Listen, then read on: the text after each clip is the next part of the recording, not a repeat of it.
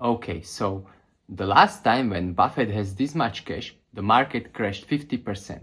Last time Burry went this short, he made 725 million. And right now, they are both doing it again. At the exact same time. And Larry Fink, the guy who's literally manages 1.5 trillion, just went on CNBC and said, we are just at the beginning. So someone must be wrong here. And I spent last week trying to figure out who. By the end of this video, you will know exactly why Buffett is sitting on almost 400 billion in cash, why Burry just said we are minutes away from something pretty ugly, why bond yields are screaming while stocks are just sleeping through it, and honestly, what I am actually doing with my own money right now. Not advice, just what I'm doing. I don't make predictions because I can't. Nobody can, really. But I can look at the data. And when I look at the data right now, it just makes me uncomfortable. Not panic or anything, just uncomfortable. Like when you are on a roller coaster and you hear that click, click, click before the drop. You don't know exactly when it's coming, but you know it's coming. Okay, look. I could be completely wrong about all of this. Fink could be right. Maybe this is just beginning and I am overthinking. But I'm not betting my house on that. And here is why. So Warren Buffett, the best world investor, has something like 397 billion in cash right now, which is honestly insane. That is more than GDP of most countries. And the weird part is he is not really buying much of anything. He's been a net seller of stock for 12 straight quarters. 12. He sold Apple, he sold Bank of America, and he is mostly just sitting in T-bills and paying 5%. And when last CNBC asked him why he's doing that, he said, and I'm quoting here, "We've never had people in a more gambling mood than now." He said, prices look very silly. And this is the same guy who walked away in 1999 and then again in 2007. Both times, market crashed. So is he wrong this time? Maybe.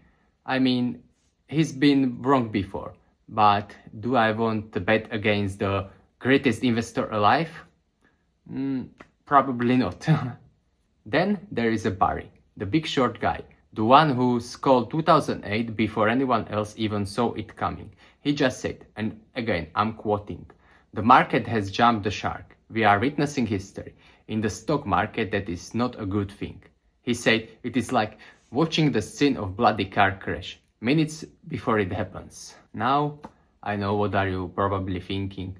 Burry is always bearish. He was wrong in 2023. The market went up 90%. And yeah, that is fair point. Totally fair. He called a crash and the market ripped higher. But this time it is a different. He is not just tweeting. He took significant leverage short position, real money, real risk. And he said, even if the party goes on for another week, month or year, the resolution will be to much lower prices. That is not a tweet, that is a position. But the part that actually keeps me up at night is this. The bond market and stock market are telling completely different stories right now. And one of them is just wrong. Bonds are pricing 2.47, inflation over the next 10 years. That is above the Fed's target. Japan's 10 years yield went from basically zero.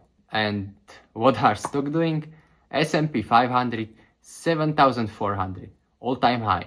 Nasdaq up 90% in 5 years. CAPE ratio is 41x, second highest in 145 years. So bonds are basically saying inflation is here to stay, rates stay high, and stock are saying everything is fine. Fed will cut, keep buying. Both can be right, they just can't. And it is not just valuation either. The whole macro picture right now is kind of messy. US debt is at 123% of GDP. The IMF is warning that the window for orderly fiscal adjustment is narrowing. Iran just rejected a peace deal and oil surged 5% in like hours. CPI is at 3.8%, a 3-year high. And the Fed, they are saying Rate cuts are off the table. Some people are even talking about hikes again. And I genuinely don't know how this all plays out. Nobody really does. Maybe AI productivity just save us all and Fink is right. Maybe this is just the beginning. But when I look at all of together, Buffett cash, Burry's shorts, bond yields screaming higher, inflation staying sticky, debt at record highs, geopolitics basically on fire, I don't see a soft landing. I see a plane flying into serious turbulence with half of the passenger asleep. And you know what is different now? Everyone keeps saying AI is real. And look, they are right. AI is real. It is not pets.com. But you know what else was real? The internet in 1999. It transformed everything.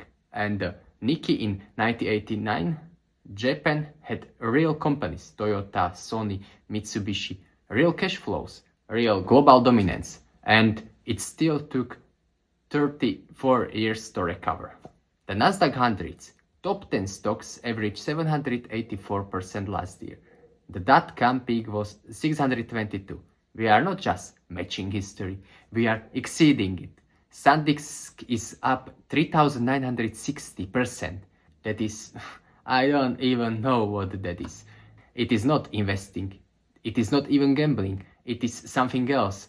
And when BT, the firm that actually made this comparison, says cheap stock could fall 25 to 30%, that is not their bear case. That's their base case. So what am I actually doing? Not selling everything, not panicking, just rebalancing, taking some profits from tech rally, looking at value outside the US. Europe is trading at like 50x cape, emerging market at 20x, holding tips because 4% real yield is just better than S&P at 41x cape, and holding some gold because if the dollar keeps falling and debt keeps rising, is the oldest hedge in the book. And most importantly, cash. Not because I know when the drop comes, I don't, but because when it comes, I want to have dry powder. Buffett has 397 billion in dry powder. I don't have that much, of course, but I have enough. And honestly, cash isn't bearish. Cash is optionality. And true is, I don't know if it comes tomorrow, next month or next year. And honestly, I don't even care.